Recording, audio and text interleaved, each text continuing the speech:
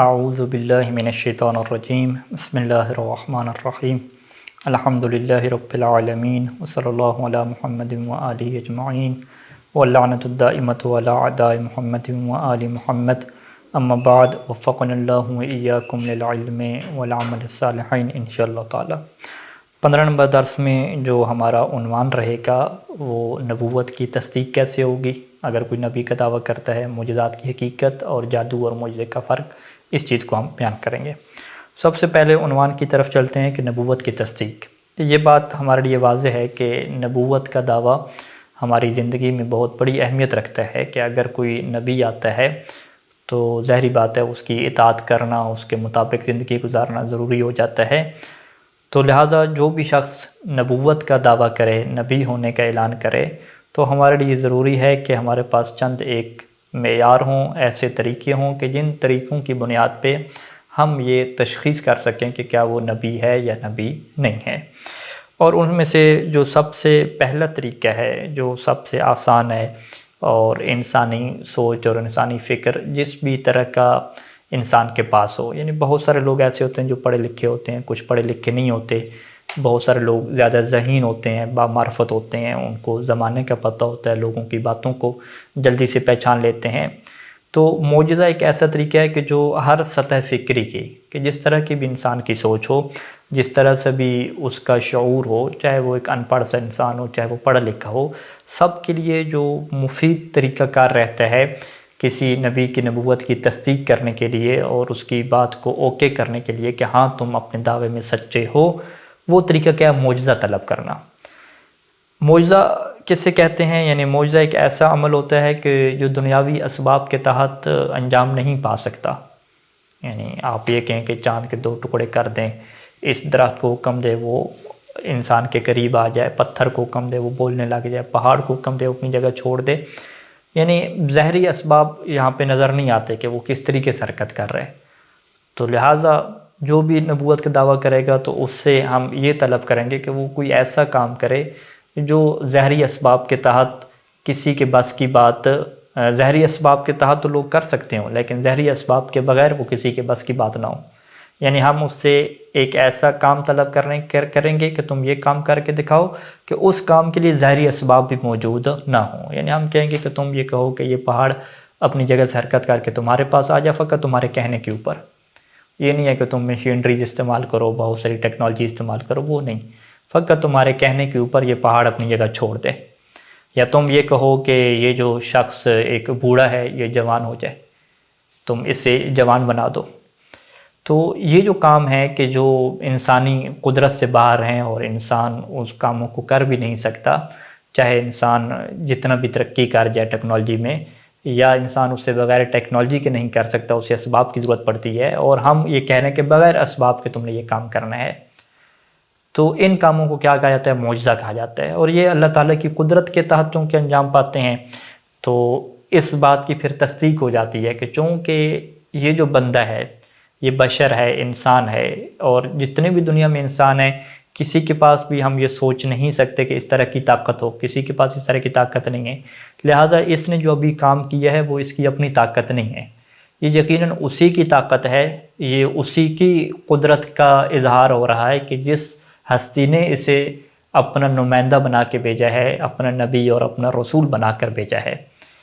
تو بس یہاں سے یہ بات واضح ہوتی ہے کہ کوئی بھی بندہ اگر نبوت کا دعویٰ کرتا ہے تو ہم اس سے کسی ایسے کام کا مطالبہ کریں گے کہ جو کام فقط خالق کی ذات کر سکتی ہے،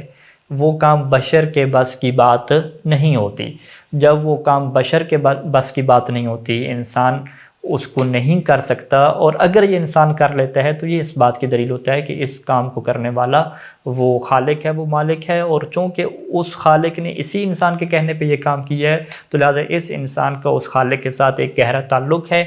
اور یہ انسان ہی اسی کا نمائندہ بن کے آیا ہوا ہے۔ بس ہمیں اس انسان کی تمام باتوں کو ماننا پڑے گا اور اس کے رسول ہونے کے اور یا اس کے نبی ہونے کی جیسا وہ دعویٰ کر رہا ہے اس کی ہمیں تصدیق کرنا ہوگی۔ تو یہ ایک آسان طریقہ ہے۔ دوسرا طریقہ جو ہمارے پاس ہے کہ پہلا نبی بعد والے کی تصدیق کرے، یعنی بہت سارے انبیاء آئے اور انہوں نے بتلایا کہ ہمارے بعد ایک آخری زمانے میں نبی آئے گا، اس کی یہ صفات ہوں گی، تو لہٰذا جب پہلے والی کتابیں، پہلے والی انبیاء پیشن گوئی کر دیتی ہیں، اس کے اندر یہ بات لکھ دی جاتی ہے، پہلا نبی یہ کہہ دیتا ہے کہ بعد میں اس طرح کا نبی آئے گا، تو پہلے والوں کی بات بھی دلیل ہوتی ہے اس بات کی کہ بعد میں جو نبی آ رہا ہے وہی نبی ہوگا، کیونکہ یہ بات واضح ہے کہ اب یہ اگر میں بیٹھا ہوں تو میں 20 سال، 100 سال، 200 سال بعد آنے والی بات کی کیسے میں خبر دے سکتا ہوں؟ تو اگر میں اس بات کی خبر دے رہا ہوں تو اس کا مطلب ہے کہ میرا تعلق خالق کے ساتھ ہے، وہ میں نے جو خبر غیب کی لی ہے وہ اپنے خالق سے لی ہے، اپنے خالق سے لے کر یہ بات بیان کر رہا ہوں۔ تو بس گزشتہ انبیاء کا، جو پچھلے انبیاء ہیں ان کا بعد والوں کے بارے میں خبر دینا کہ بعد میں اس طرح کا نبی آئے گا، یہ بھی اس بات کی دلیل ہوتا ہے کہ جو بعد میں آئے گا وہ سچا نبی ہوگا، وہ جھوٹا نہیں ہوگا۔ اور جو تیسرا طریقہ ہے جو فقط صاحبان شعور کے ساتھ خاص ہے، کہ جن کے پاس زیادہ جو فکر ہوتی ہے اور سوچ ہوتی ہے وہ بہت اعلیٰ قسم کی ہوتی ہے، یہ وہ لوگ ہوتے ہیں کہ جو کسی بھی نبوت کے دعویٰ کرنے والے شخص کی صفات اور کردار کو دیکھ کر پہچان لیتے ہیں۔ یعنی ان لوگوں کو یہ بھی نہیں کہنا پڑتا کہ تم کوئی معجزہ دکھاؤ، ان لوگوں کو یہ بھی نہیں کہنا پڑتا کہ اچھا تم دکھاؤ کہ گزشتہ کتابوں میں تمہارے بارے میں کیا پیشن گوئی ہے، نہیں،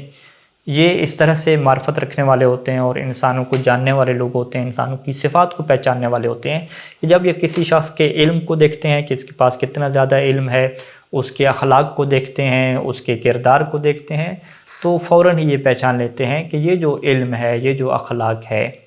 یہ جو کردار ہے، یہ ایک نبی کا ہو سکتا ہے، نبی کے علاوہ یا رسول کے علاوہ یہ کسی عام انسان کا اس طرح کا علم اور اس طرح کا کردار اور اخلاق نہیں ہو سکتا۔ تو یہ ایک تیسرا طریقہ ہے جو ظاہری بات ہے سب انسانوں کے لیے نہیں ہے، جو خاص قسم کی ایک سطح فکری رکھتے ہیں، خاص قسم کا شعور رکھنے والے لوگ ہیں، یہ طریقہ ان کے ساتھ خاص ہوتا ہے۔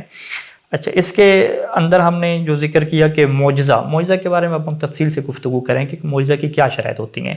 ظاہری بات ہے یہ بات ہم نے آپ کے سامنے رکھی کہ معجزہ وہ کام ہوتا ہے کہ جو معمولی طور پہ، یعنی عام طور پہ انسان اسے انجام نہیں دے سکتے، یعنی جسے ہم کیا کہتے ہیں کہ ایک غیر معمولی کام ہے کہ معمول کے مطابق اور روٹین کے مطابق اور جو نظام چل رہا ہے دنیا کا، ٹیکنالوجی کا، اس کے مطابق جتنا بھی آپ کرنے سوچ لیں یہ کام کوئی اور نہیں کر سکتا سوائے اللہ تعالیٰ کے، اس طرح کا کام ہوتا ہے۔ تو کیا ہر وہ کام کہ جو آپ کو غیر معمولی لگے، تھوڑا مشکل سا لگے کہ یہ پتہ نہیں کیسے ہوگا، کیا وہ معجزہ ہو جائے گا؟ نہیں، اس کے اندر چند ایک شرائط کا پایا جانا ضروری ہے۔ سب سے پہلی چیز کیا ہے کہ معجزہ میں نبوت یا امامت کا دعویٰ موجود ہوتا ہے، یعنی جو بندہ امامت اور نبوت کا دعویٰ کر رہا ہے اگر وہ غیر معمولی کام کرے گا تو پھر ہم کہیں گے کہ ہاں یہ معجزہ کی کیٹیگری میں جائے گا۔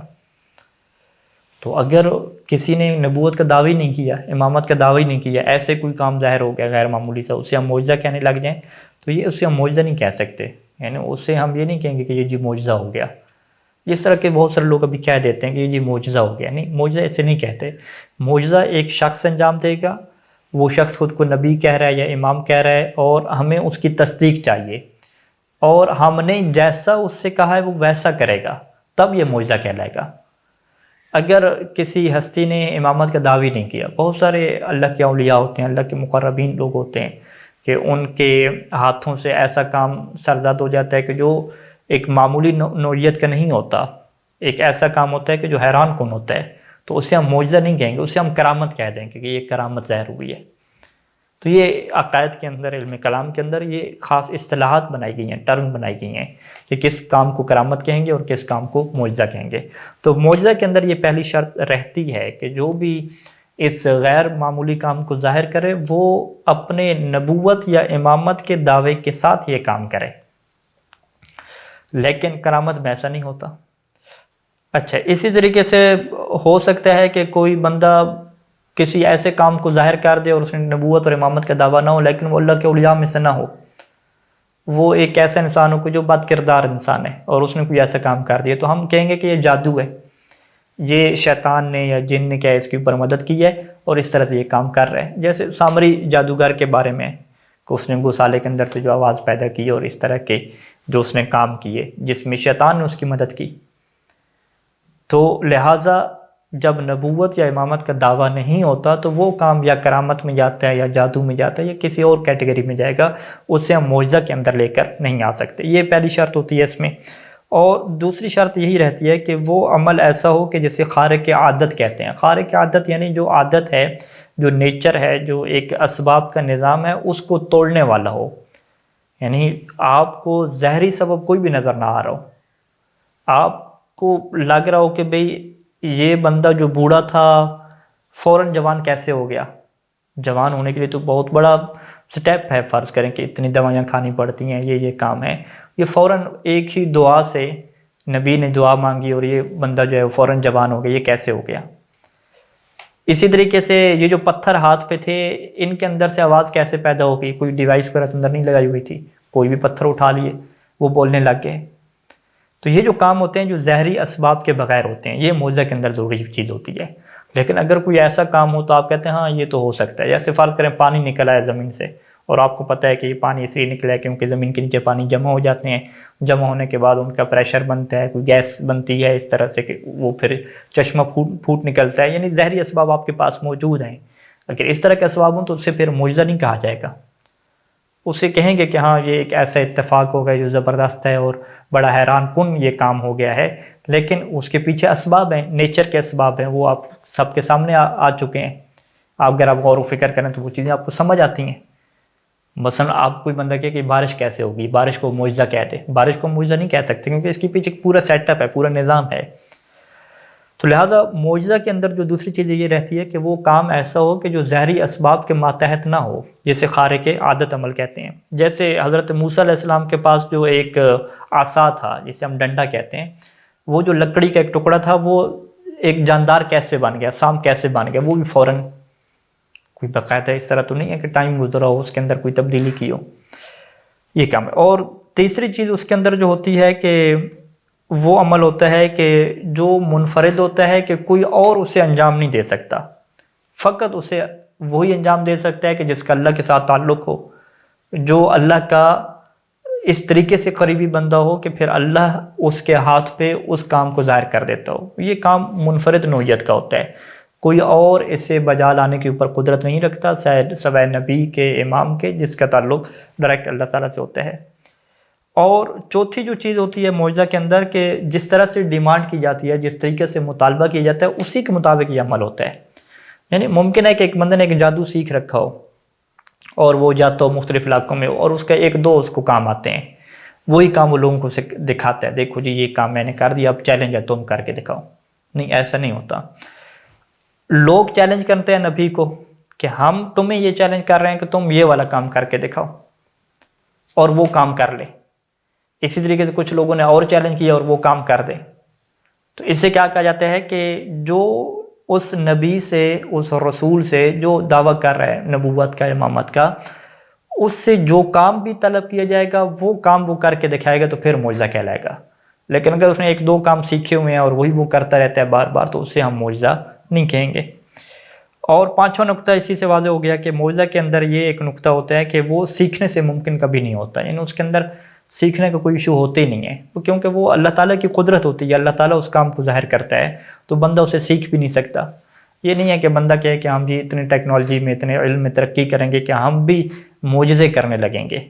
ایک آپ شاعرانہ تخیل میں اور مجازی گفتگو میں تو یہ جملہ بول سکتے ہیں، لیکن علم کلام کی جو حقیقی ٹرم ہے اور اصطلاح ہے اس کے مطابق یہ جملہ آپ نہیں بول سکتے کہ ہم پڑھیں گے، لکھیں گے، ٹیکنالوجی میں ترقی کریں گے اور ہم معجزہ کریں گے۔ کون سا معجزہ؟ جو علم کلام میں جسے معجزہ کہا جاتا ہے، کہ جس کے اوپر کسی قسم کا کوئی ظاہری سبب نہیں آپ کو نظر آتا اور کوئی ظاہری سبب ہوتا ہی نہیں ہے، فقط اور فقط ایک ہی چیز اس میں ہوتی ہے کہ یہ کام اللہ تعالیٰ کی ذات کر سکتی ہے اور کوئی ذات اس کام کو کر ہی نہیں سکتی۔ اچھا، اس کے بعد ایک اور عنوان ہے کتاب میں کہ جادو اور معجزہ میں کیا فرق ہوگا، تو یہ انہی شرائط کے ذریعے سے جادو اور معجزہ کا فرق آپ کے لیے واضح ہو جائے گا۔ یعنی پہلی جو ہم نے کہا تھا کہ معجزہ میں ہمیشہ جو نبوت اور امامت کا دعویٰ ساتھ ہوتا ہے، تو جادو میں آپ کیا کہیں گے؟ نبوت اور امامت کا دعویٰ ساتھ نہیں ہوتا۔ کوئی بھی بندہ، بہت سارے لوگ آج کل کی دنیا میں بھی جادو کر رہے ہیں، پہلے بھی جادو کرتے تھے، تو وہ یہ دعویٰ نہیں کرتے کہ ہم نبی یا امام ہیں۔ لہذا ایک تو یہ شرط ہو جائے گی۔ دوسرا جو اہم فرق ہے جادو اور معجزہ کے اندر، کہ جادو میں کوئی خارق العادہ کام نہیں ہوتا کہ اسباب سے ہٹ کے حقیقی طور پہ کوئی کام ہو گیا ہو، نہیں۔ عام طور پہ اس میں نظروں کا دھوکہ ہوتا ہے، آنکھوں کا دھوکہ ہوتا ہے، ایک ایسی ٹیکنیک استعمال کی جاتی ہے کہ انسان کی آنکھ کو وہ دکھایا جاتا ہے کہ یہ ایسا ہے، جبکہ وہ ویسا حقیقت میں نہیں ہوتا۔ تو لہٰذا اس میں عام طور پہ جو نظر بندی ہے وہ اس میں شامل ہوتی ہے، حقیقت میں وہ کام موجود نہیں ہوتا۔ اور چونکہ یہ حقیقت میں وہ کام نہیں ہوتا، نظر بندی ہوتی ہے، تو لہٰذا اس کو سیکھنا ممکن ہوتا ہے۔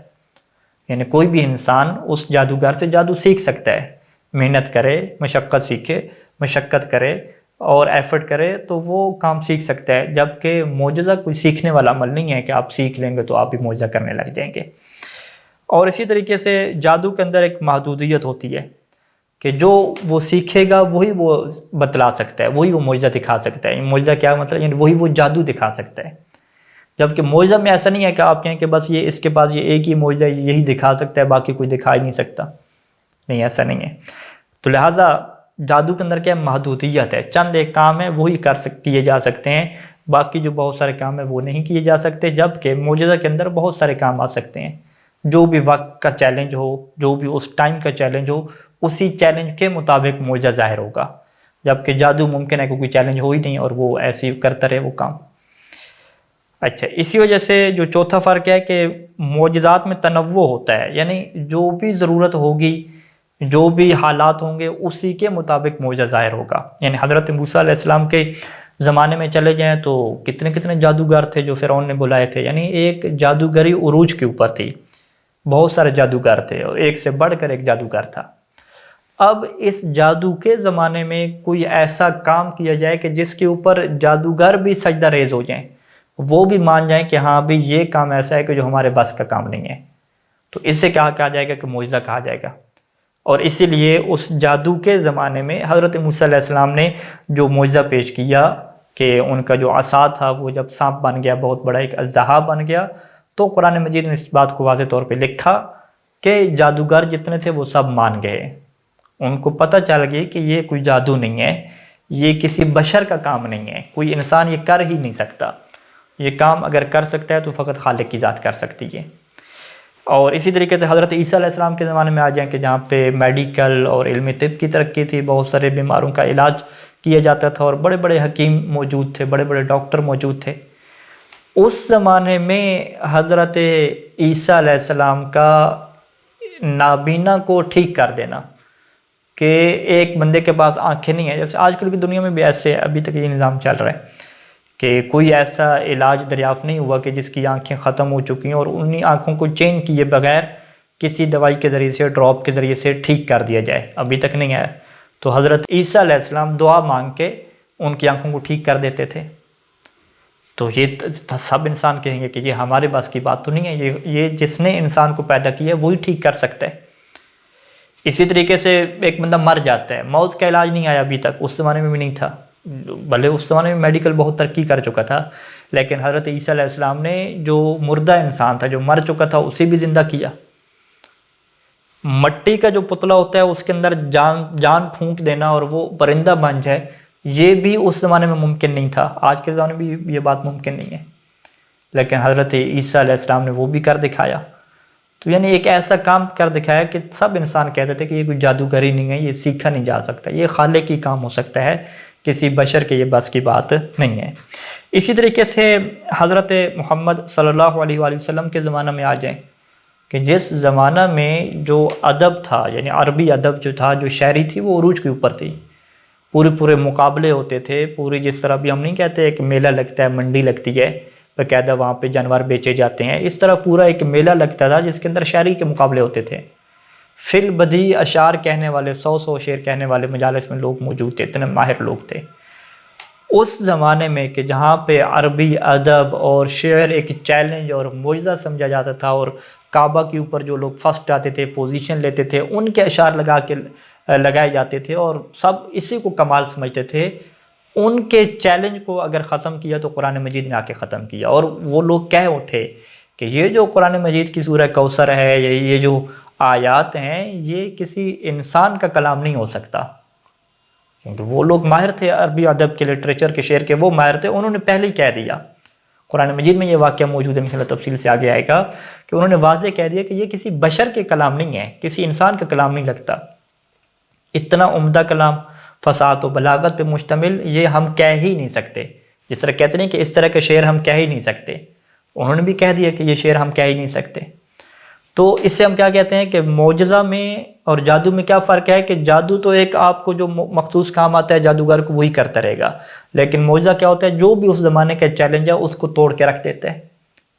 اب یہی جو قرآن مجید معجزہ ہے، یہ تاریخ ہمیں یہ بتلاتی ہے کہ اس زمانے کے تمام لوگ عاجز آ گئے، اور قرآن نے بار بار چیلنج کیا انہیں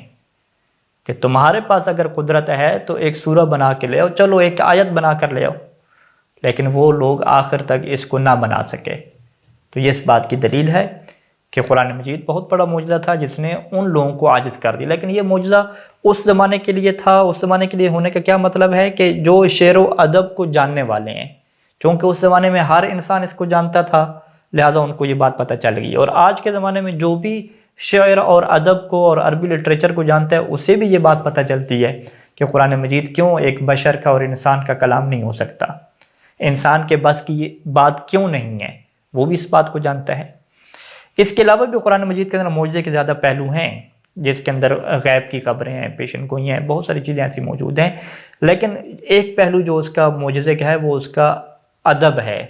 اس کی بلاغت اور فصاحت ہے کہ جس کو اس زمانے کے لوگوں نے سرعام قبول کیا تھا، اور آج کل کے وہ لوگ کہ جن کے پاس عربی ادب اور فصاحت کی صحیح معرفت ہے وہ بھی اس چیز کو تسلیم کرتے ہیں۔ اچھا، اس کے بعد جو آخری نقطہ ہے کہ معجزے اور جادو میں فرق ہے کہ اس میں حقیقت ہوتی ہے، حقیقی اثرات ہوتے ہیں، پائیداری ہوتی ہے، کوئی چیز وقتی نہیں ہوتی کہ وقتی طور پہ یہ چیز ہوگی 5-10 منٹ کے بعد اس کا اثر ختم ہو جائے گا، نہیں، ایسا نہیں ہے۔ قرآن مجید اگر معجزہ تھا تو آج تک یہ معجزہ ہے۔ اگر وہ فرض کریں کہ جو لکڑی کا ٹکڑا تھا وہ سانپ بن گیا، تو ایسا نہیں ہے کہ وہ تھوڑا سا ان کو سانپ نظر آیا پھر ختم ہو گیا، نہیں، سانپ بنا، باقاعدہ اس نے ان کے سانپوں کو کھایا، اور پھر جب حضرت موسیٰ نے اسے پکڑا تب جا کے وہ ختم ہوا۔ لہٰذا اس کے اندر جو حقیقی وجود ہے، حقیقی اثرات ہیں، وہ پائے جاتے ہیں۔ کوئی اس کے اندر اس طرح کا نہیں ہے کہ آپ کہیں کہ ظاہری طور پہ دکھلاوا اس کے اندر ہوتا ہے، کوئی حقیقت اس کی نہیں ہوتی۔ تو بس خلاصہ کلام ہمارے پاس کیا ہوا کہ نبی کی نبوت کی تصدیق، رسول کی رسالت کی تصدیق، امام کی امامت کی تصدیق کا ایک ذریعہ جو ہے وہ معجزہ ہے، اور معجزے کے علاوہ بھی باقی ذرائع ہیں کہ جن کو ہم آنے والے درسوں میں انشاءاللہ تفصیل سے بیان کریں گے۔ صلی اللہ علیہ محمد و آلہ اجمعین۔